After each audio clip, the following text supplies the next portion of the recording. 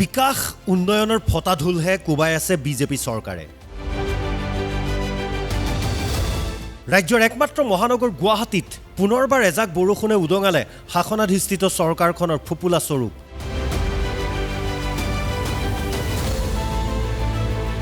ৰাজপথত একাঠু পৰ্যন্ত পানীত বিকল হৈ পৰিল স্কুল বাছ, চিলিণ্ডাৰ ভৰ্তি বাহন আৰু বহু দুচকীয়া চাৰিচকীয়া বাহন।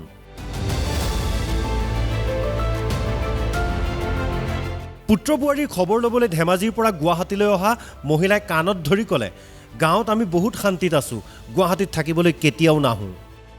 হয় হয়, আমি মুৰকংচেলেকৰ পৰা গুৱাহাটীলৈ আহি আছিলোঁ ট্ৰেইনত, লাচিত এক্সপ্ৰেছত আহি আছিলোঁ। এতিয়া উপায় নাই।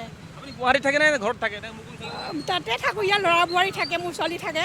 মাজে মাজে অহা যোৱা কৰি থাকে? মাজে মাজে অহা যোৱা কৰোঁ, উপায় নাই। গুৱাহাটী পৰিৱেশটো দেখি কেনেকুৱা লাগিছে? একদম আচৰিত, মানে স্মাৰ্ট চিটি গুৱাহাটী, মানে একদম মহাসাগৰৰ নিচিনা হৈছে। কি হ'ব এতিয়া, গোটেই তিতি শেষ। ঘৰ নাপালাগে? নাই পোৱা। মই আধা ৰাস্তাৰ পৰা অ'টো এৰিবলগীয়া হৈছে, উবেৰ এৰিবলগীয়া হৈছে। কি ক'ম? যদি গুৱাহাটীত থাকিবলৈ দিয়া হয় আপুনি থাকিবনে নাই? নাই, কেতিয়াও নাথাকোঁ।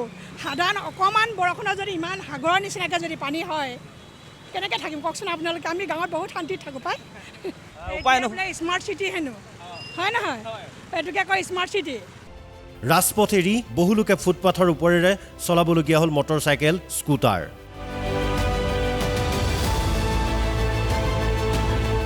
অনিল নগৰ, নবীন নগৰ, ৰুক্মিণী গাঁও, হাতীগাঁও, বেলতলাকে ধৰি একাধিক স্থান হৈ পৰিল সাগৰ সদৃশ। যদি আপুনি সাগৰ ওচৰৰ পৰা দেখা নাই, তেনেহ'লে সাগৰ চাবৰ বাবে আমি বেলেগ ক'তো যাব নালাগে।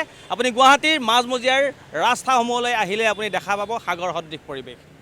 বুধবাৰৰ পুৱা এক প্ৰকাৰ অচল হৈ পৰিল গুৱাহাটী মহানগৰ। বিদ্যালয়, কাৰ্যালয়লৈ বুলি অহা লোকসকল ঘণ্টা ঘণ্টা ধৰি আবদ্ধ হৈ ৰ'ল পানীৰ মাজত।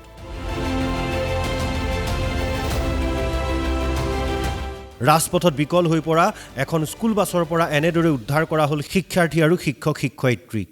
হাতীগাঁৱত কৃত্ৰিম বানপানীৰ বাবে এই বাছখন বিকল হৈ পৰিছে আৰু বিকল হৈ পৰাৰ পিছত প্ৰায় 2 ঘণ্টা ধৰি এনেদৰে আবদ্ধ হৈ আছে ছাত্ৰ ছাত্ৰীসকল, শিক্ষাগুৰুসকল। যিটো সময়ত চৰকাৰে কয় স্মাৰ্ট চিটিৰ কথা, সেইটো সময়তে উন্নয়নৰ এয়া ফপলা স্বৰূপ, যাৰ ফলত এনেদৰে বন্দী হৈ থাকিব লগা হৈছে ছাত্ৰ ছাত্ৰীসকল, বন্দী হৈ থাকিব লগা হৈছে শিক্ষাগুৰুসকল। নিশা অহা এজাক বৰষুণৰ পাছতেই সৃষ্টি হ'ল এই পৰিৱেশৰ। আনফালে কৃষ্ণনগৰত খহি পৰিল চিৰিয়াখানাৰ গাৰ্ডৱাল। কথমপি বৃহৎ অঘটনৰ পৰা ৰক্ষা পৰিল এটা পৰিয়াল। মানুহৰ জীৱন ৰক্ষা পৰিল যদিও মুহূৰ্ততে বোকা পানীৰ ঢলে বুঢ়াই নষ্ট কৰিলে কেইবাটাও বাসগৃহৰ সা সম্পত্তি।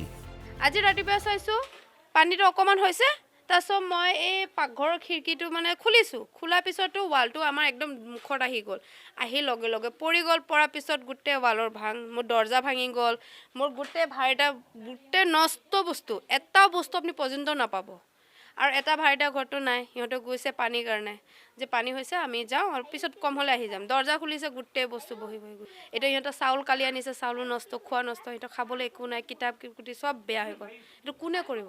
এতিয়াহে আহিছে সিহঁতে, চাইছে যে পানী হৈছে, এতিয়া সিহঁতে কৰিছে। আগত কিয় কৰা নাই সিহঁতে? এতিয়া যোনটো সমাধান কৰিছে আগতে কৰিব লাগিছিলে, তেতিয়া ৱালটো ভাঙিব নালাগিছিলে। এতিয়া কষ্ট আমাৰ হ'ল, এতিয়া আমাক এইটোৱে লাগে, আমাৰ যোনটো লোকচান হৈছে এইটো ভৰপাই কৰিব লাগিব। এজাক বৰষুণতেই গুৱাহাটীবাসীয়ে বাৰে বাৰে ভুগি অহা এই জমৰ যাতনা শেষ হ'ব কেতিয়া? গুৱাহাটীৰ কৃত্ৰিম বানৰ কিবা সমাধান সূত্ৰ আছেনে? এই প্ৰশ্নৰ উত্তৰ এতিয়া কোনেও নাজানে। অসহায় জনতাই পুনৰবাৰ চৰকাৰৰ বিৰুদ্ধে উজাৰিলে ক্ষোভ।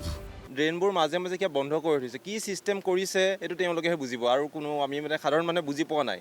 আপুনি যেতিয়াই চাব, ধৰি লওক আপুনি যেতিয়া বৰষুণ নিদিয়ে, তেতিয়া যদি আপুনি এবাৰ আহে, আপুনি তেতিয়া দেখিবলৈ পাব আপোনাৰ সেইফালে পানী খালী হৈ থাকে, আপোনাৰ হাতীগাঁও নামঘৰৰ পথটো খালী হৈ থাকে। কিন্তু আপুনি যিটো মাজত ড্ৰেইন আছে, এইটোত আপুনি চাব, তাত কিবা তেওঁলোকে হেৰি দি থৈছে, বান্ধ দি থৈছে কিছুমান, যাৰ ফলত আপোনাৰ বৰষুণ নিদিলেও আপোনাৰ তাতে অলমষ্ট ফুল পানী হৈ থাকে। কি ক'ব, এয়া গুৱাহাটীৰ অৱস্থা, কদৰ্যময় পৰিৱেশ, পানী। এতিয়া মই যাব লাগে মাই ক্লিনিক বুলি এইখনলৈ, এতিয়া ইয়াত যাবলৈ ভয় লাগিছে, ক'ত গাঁতত সোমাওঁ কোনো ঠিক নাই, কোনো ধৰণৰ কোনো চিয়ৰিটি নাই। গতিকে আমি চৰকাৰক জনাওঁ যে এই ব্যৱস্থাৰ তেওঁলোকে এটা সুপৰিকল্পিতভাৱে পৰিকল্পনা কৰি পেলাই আমাৰ গুৱাহাটীবাসীক সকাহ দিব লাগে।